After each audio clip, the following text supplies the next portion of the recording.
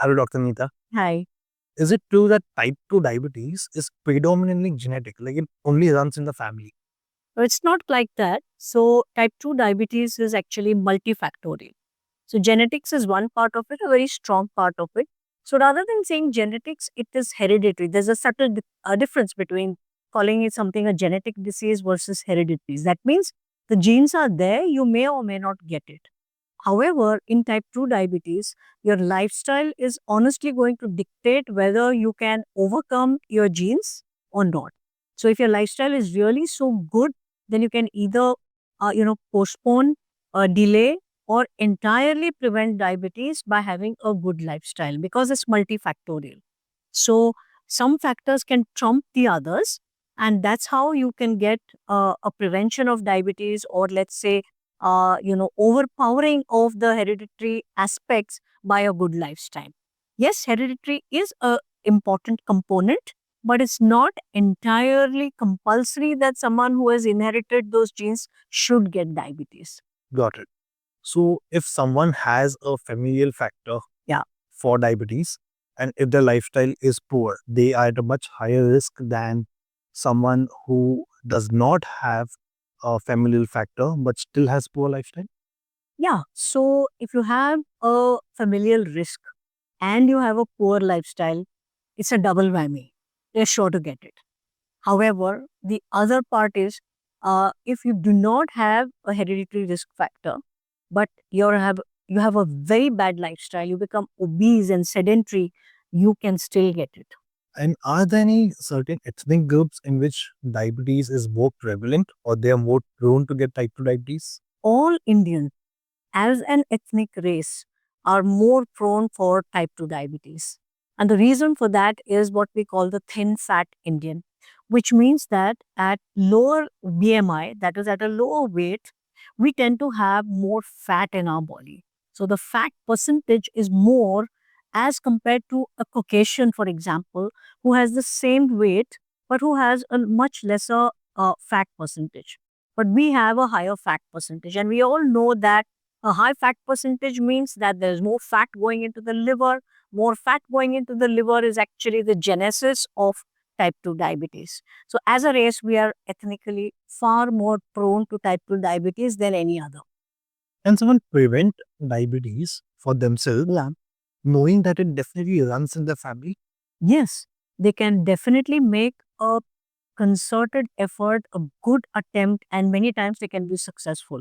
So, if you know for sure that your family has type 2 diabetes, your parents, your uncles, aunts, siblings, a lot of them have type 2 diabetes. You can prevent type 2 diabetes by adopting a very, very healthy lifestyle, number one. Second, by keeping your weight as normal as possible. And third, by being very, very active. So, one can prevent type 2 diabetes if you know that you have it in your family, and but you need to start early in life. I was exactly going to ask what would be an age or age range where you think one should start taking active measures towards preventing uh, onset of diabetes because of familial illness In their 20s. in the 20s. Yes. Okay. So among these individuals, Yeah. what are the signs or what are the measures that they need to track to understand that they could be getting diabetes or pre-diabetes? Well, one is that you keep checking your blood sugars every year. So, you know that are you getting from the normal into a pre-diabetic range or from a pre-diabetic range into a diabetic range. You do your blood sugars and you do your HbA1c. So, you can do track those things year by year so you know. The best thing I would say is to also track your weight. So if your weight can be kept stable, if your weight can be brought to a normal body mass index as much as possible, you can be sure that you are, that much away from type 2 diabetes. The other thing is activity, physical activity, as I have already mentioned. So you can track it actually. And the important thing to track is these things. But of course, there are some centers like we do it. We do the serum insulin levels. We do a serum insulin level, we do the blood glucose levels, and we put it into a formula and try to see if there is insulin resistance. So, if there is insulin resistance, then all the more reason for these people to actively pursue a healthy lifestyle. So, do you see a lot of patients who are diabetic and have teenage children and they want to prevent diabetes in them? We do try to do that. We do get such patients, but most of these patients come for weight loss. And they are quite aware that their parents have diabetes, so they come to us for weight loss because they want to prevent diabetes. So they are actually on the right track. Does being overweight always mean that someone may get diabetes? Technically, no. That means theoretically, if you are overweight, obese all your life, but it means you could be having insulin resistance. But if your pancreas is healthy enough, robust enough, and not genetically prone to have less deposits or less reserves of insulin, then technically, yes, you can go throughout your life being overweight and not being diabetic. However, being overweight or obese throughout your life and not getting diabetes is not the only goal. The reason being that if you are obese, you will still have insulin resistance. Your pancreas may be robust enough for you not to get diabetes, but insulin resistance itself has bad effects on the body. Absolutely. Like you can get high insulin levels causing hypertension, causing fatty liver, causing sleep apnea, causing osteoarthritis of the knees, so many other things that can happen. Eating a lot of sugar will lead to diabetes eventually. How much of the statement is true? It's yes and no. If you have a lot of insulin in your pancreas, you may not get diabetes. However, there is an indirect relationship. If you eat a lot of sugar, it's a lot of carbohydrate. So you are going to get overweight, you're going to get obese, insulin resistance, and then you get to type 2 diabetes. So it's an indirect relationship. And eating a lot of sugar, if it doesn't cause diabetes, also it can still cause a fatty liver because the excess fat is going to go and sit in the liver. So, actually speaking, I'm glad you brought that point up, but excess amount of sugar and carbohydrate actually causes more fat to be deposited in the body. So it's not just fat that makes you fat, it's carbohydrate that makes you fat. And sugar is carbohydrate. So carbs, in the form of different kinds of complex carbs like your cereals and rice and roti and all of that. But direct sugar is the worst. And you don't really need direct sugar. Your body can make sugar on its own. The other complex carbs like roti, rice, vegetables can be broken down and your body will get the sugar it needs. You don't ever need direct sugar at all. It's just a hedonic pleasure. It tickles the taste bud. You love the taste and that's why you eat sugar. You don't really need it. Still, what I'm hearing here is sugar directly does not cause diabetes if you burn it properly. Is that true? Yeah, by burning, you mean metabolizing it. Correct. By metabolizing it, you mean that you need insulin. But if you have less reserves of insulin, if you're destined to get type 2 diabetes later on in life, then you're setting yourself up for getting it earlier than later by eating a lot of sugar. Can you, in short, explain what is insulin resistance, like in simplest term? Right. So, insulin resistance simply means that your body is producing insulin, but it has its target action on 3 organs: the liver, the muscle, and the fat cells. So, this is where the insulin has to act. But those 3 organs are simply not responding to the insulin that's coming in. So, the body thinks that there is less insulin and it tries to compensate by producing more and more and more insulin. So, a lot of insulin is doing the work that a small amount of insulin should have done. It means that for getting a good effect or a metabolic effect, you are needing maybe double or 3 times or 4 times the insulin that a normal person of that age and sex would need. This is insulin resistance. That you're needing far more insulin to do small amount of work. And does this in time result in burnout of the pancreas? It does. Because if you are genetically and ethnically destined to become diabetic, you already have less reserves. And if you have whole lot of insulin resistance, which increases with weight and obesity, then you are exhausting your pancreas earlier. So you spoke about reversal of type 2 diabetes. Can you explain a little bit more about how it works? Right. So this is a recent phenomenon, maybe like a decade old, you can say, though we knew about it in the past as well. We now prefer to use the word remission because reversal indicates that it's completely cured, which doesn't really happen. So we would rather call it remission, that it is gone. We don't know for how long, but it may come back. And that's the word to use. Well, the idea is that uh, type 2 diabetes happens because of fat in the liver, fat in the pancreas, respectively causing insulin resistance and insulin deficiency because of fat deposition there, because a person has been obese or overweight for so many years that the fat has gone and accumulated there, and that causes diabetes.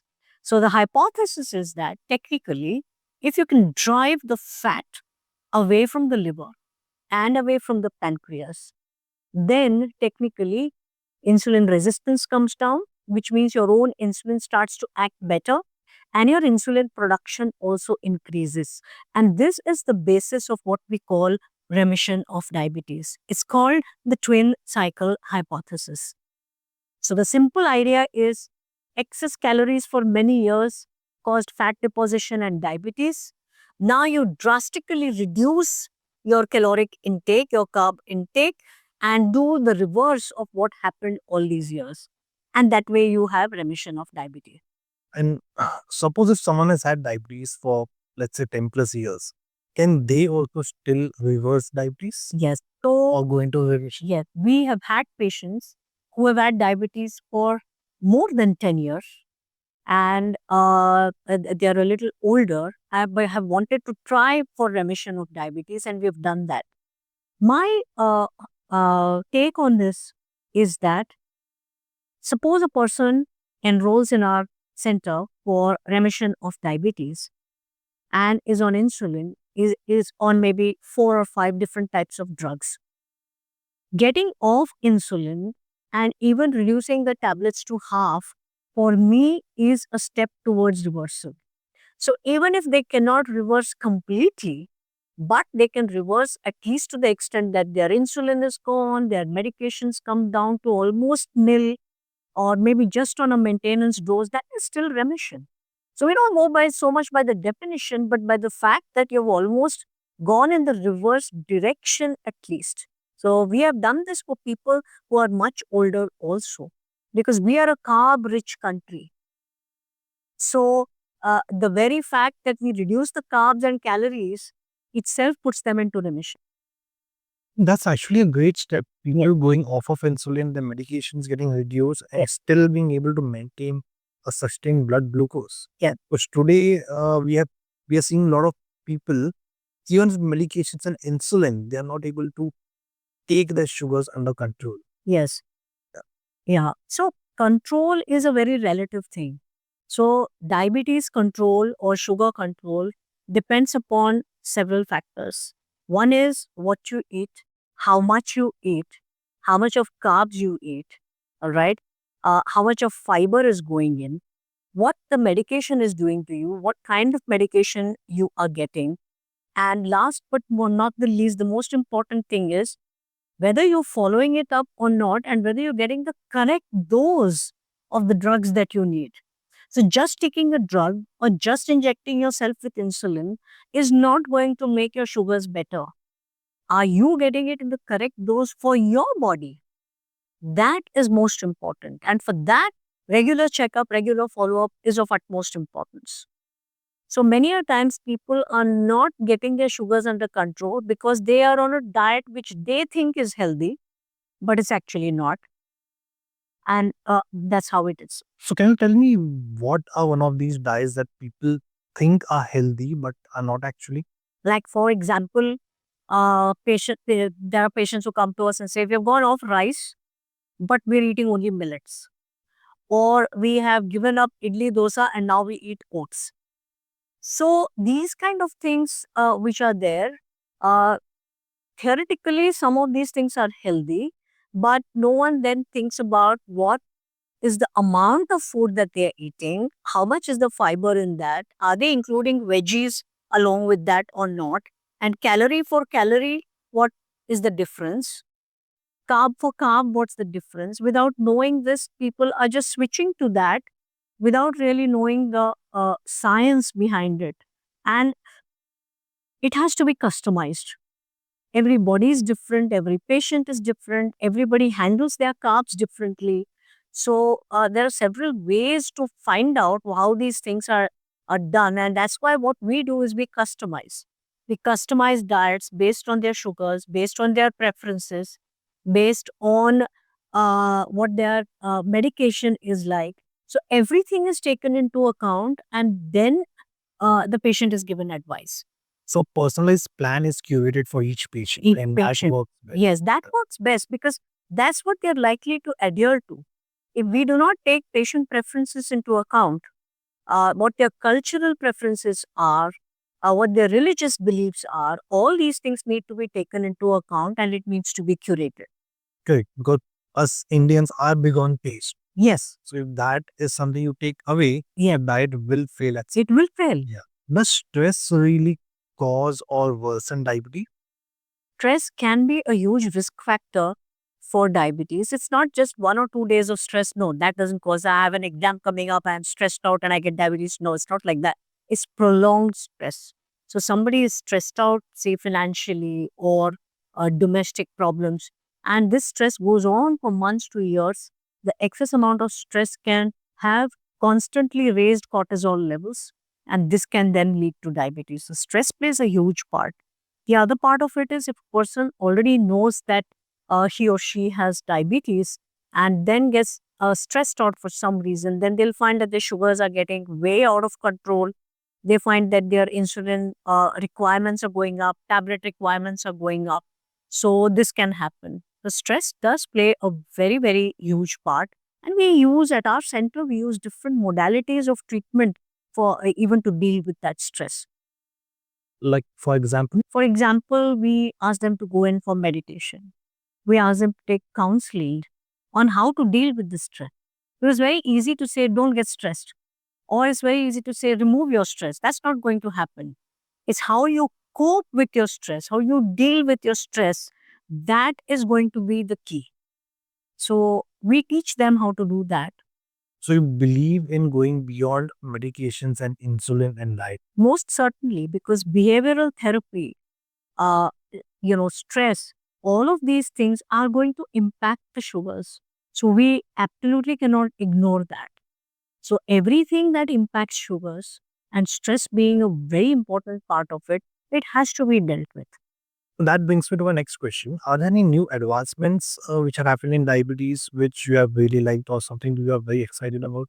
Yeah. So the first thing that I'm very excited about, which our center has been working on for last 8 to 10 years, is remission of diabetes. So we have worked a lot on it. We've helped a lot of patients remit their diabetes or at least, reduce their medications by half or less than half. So that is one advancement. And we have our own program for remission of diabetes. So that is one. Second exciting thing is we now have a lot of medication for weight loss.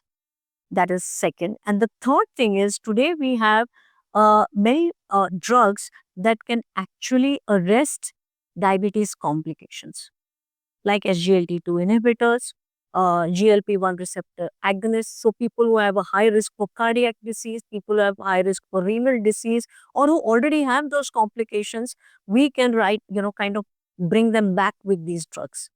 So these are the recent advancements, and there are many more drugs in the pipeline for better weight loss, better kidney protection, and so many of these things. So it's an exciting time to be living in, actually. So someone who is already on medications or has already been on medications, let's say for the past 10 or 15 years, Can these people also be candidates for these newer drugs that can prevent More cardiovascular yes, disease? yes, they can be. There have been studies that have shown that even people at high risk or people who have already suffered those events can still benefit if they get this. So they can prevent more heart attacks, they can prevent kidney disease from progressing further. So even if they already have it, they will still benefit from these drugs. I know you said that weight loss is an important factor in controlling diabetes. Yes. How important is taking medications for that weight loss while still being on medications for diabetes? Right. So most of the medications that cause weight loss they actually started off being anti-diabetic agents. So they actually reduce the sugar and then they found that they also causes weight loss. So yes, if you use these drugs, you're treating both. You're treating both the weight as well as the diabetes. We're talking here mainly about GLP-1 receptor agonist. So it helps both the conditions. So some of the diabetic patients are on insulin while some are on medications, some are on both. Yeah. How do you decide which patient should go for insulin or medications? Or Right. So here we are mainly talking about type 2 diabetes because type 1 diabetes needs only insulin and nothing else. So in type 2 diabetes, typically what happens is in the first few years, maybe a decade and a half, the body has reserves of insulin. Though there is deficiency, there are some reserves left. So you're working on certain other defects of diabetes, like trying to get the insulin resistance down and trying to slightly increase the insulin production, whatever can be done. And then you're working at the level of the gut, you're working at the level of the kidney. We have drugs for all of those, which then bring down the sugars. But the ultimate thing is that your pancreas reserves still have to be there for you to be only on medication and not on insulin. If your pancreatic reserves go down so drastically, no matter what medication you give, what tablets you give, the sugar is not going to come under control. So, the game changer or the rate limiting step, what we call, is your pancreatic reserves of insulin. So, once your sugars, in spite of all the drugs that we can give, attacking multiple defects, when all of that starts to fail, we know that the pancreatic reserves are really down. In fact, today we don't wait until that level also. Once we've given 2 to 3 drugs or 4 drugs, uh, and we realize even at half dose, we realize that the sugars are not really doing well, we already know that the reserves are low. That's the time to start insulin, and giving insulin early is better than later because if you wait for starting each drug, going all the way up in the dose scale, and then waiting for it to, work its magic, you have lost whole lot of precious time. Because in all that time, the high sugars are affecting your organs. So if you wait that long just because you are afraid of pricking yourself with insulin, then you are doing a lot of harm to your body because you're waiting that long and allowing the high sugars for that long to destroy your organ. to destroy your organs. So you need to really cut your losses and quickly take action and start insulin early once you realize that things are not doing well. Mm, mm, mm.